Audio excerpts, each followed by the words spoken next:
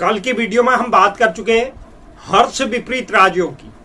आज मैं विपरीत राजयोग का जो दूसरा भाग है, सरल विपरीत राजयोग, उसके संबंध में कुछ चर्चा लेकर आया हूं।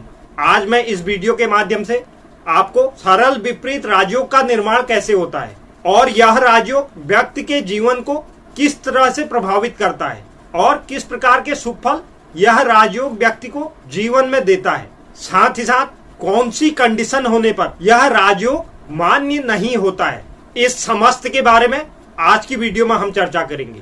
तो वीडियो की शुरुआत करने से पहले अगर कोई दर्शक चैनल पर नए हैं तो चैनल को जरूर सब्सक्राइब कीजिए, साथ ही साथ बेल नोटिफिकेशन भी ऑन कर लीजिए, जिससे चैनल पर अपलोड होने वाली हर एक वीडियो का नोटिफिकेशन आपके पास सबसे पहले पहुंचे। तो चलिए शुरुआत करते हैं और विपरीत राजयोग का एक जो मुख्य भाग है सरल विपरीत राजयोग, उसके संबंध में चर्चा करते हैं।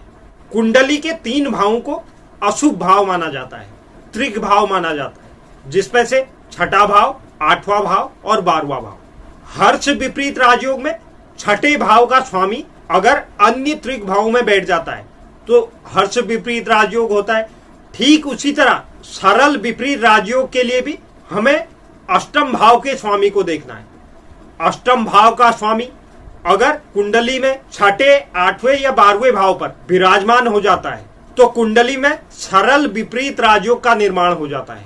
सरल विपरीत राजयोग व्यक्ति को दीर्घायु बनाता है। ऐसे व्यक्तियों में विलक्षण प्रतिभा पाई जाती है और ऐसा जातक अनेक कलाओं में निपुण होता है। साथ ही साथ शोध के कार्यों और पुरातत्व विभाग जैसे क्षेत्रों में ऐसे व्यक्तियों को अपार सफलता की प्राप्ति होती है। सरल विपरीत राजयोग व्यक्ति को धनी बनाता है और व्यक्ति के जीवन में हर प्रकार के यश वैभव उपलब्ध होते हैं। अष्टम भाव को कुंडली का मृत्यु भाव, आयु भाव माना जाता है, इसलिए इस भाव के साथ किसी भी ग्रह का संबंध होना अच्छा नहीं माना जाता है।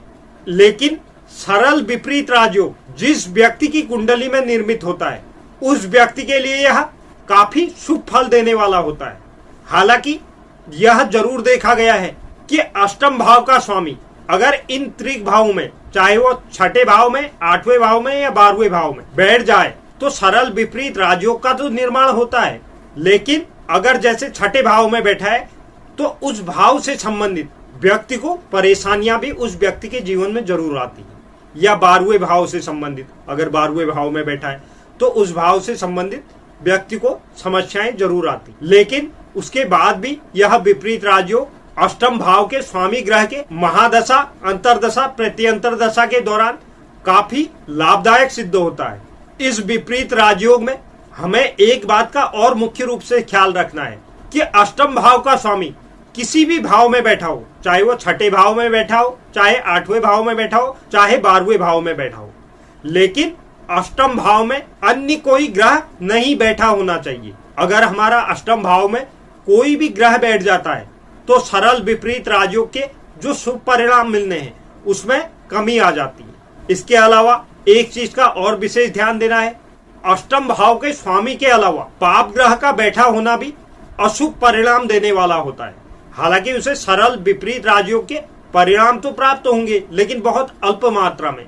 अगर कोई अशुभ ग्रह अष्टम भाव में बैठ जाता है तो ज्यादा परिणाम अष्टम भाव में बैठे हुए अशुभ ग्रह के प्राप्त होंगे। तो इसलिए हमें इस चीज का भी विशेष रूप से ध्यान देना है। अब जैसे अशुभ ग्रह, पाप ग्रह जिन्हें बोला जाता है, उनमें राहु, केतु, शनि अगर यह अष्टम भाव में बैठ जाएं या कुंडली के द्वितीय भाव में बैठकर अपनी सप्तम दृष्टि यहाँ डालें तो वह भी व्यक्ति के लिए इस सरल विपरीत राजयोग के परिणामों में कमी लाने वाला होगा। हालांकि शनि अगर द्वितीय भाव में या अष्टम भाव में बैठे हैं तो व्यक्ति को दीर्घायु जरूर बनाएंगे, लेकिन इस सरल विपरीत राजयोग के परिणामों में बहुत ही न्यूनता आ जाएगी। तो यह भी हमें विशेष रूप से ख्याल रखना है। अगर किसी कुंडली में मजबूत सरल विपरीत राजयोग बना है तो ऐसे व्यक्तियों को अपने जीवन काल में हर प्रकार की सुख सुविधाएं उपलब्ध होती है। साथ ही साथ ऐसे व्यक्ति जीवन काल में अनेक ऊंचाइयों को छूते हैं, सुख समृद्धि के साथ अपना जीवन बिताते हैं। अशुभ भाव का स्वामी अगर अशुभ भाव में ही बैठ जाए तो इससे उस ग्रह को अपने अनुकूल परिस्थितियां प्राप्त हो जाती हैं, जिससे वह ग्रह अत्यंत शुभ फल प्रदान करता है। तो यह विपरीत परिस्थितियों में उत्पन्न होने वाला एक बहुत महत्वपूर्ण योग है, जिसे हम सरल विपरीत राजयोग के नाम से जानते हैं। तो इसी तरह से आगे आने वाले समय में मैं आपको विमल विपरीत राजयोग के संबंध में भी विस्तार पूर्वक चर्चा करूंगा।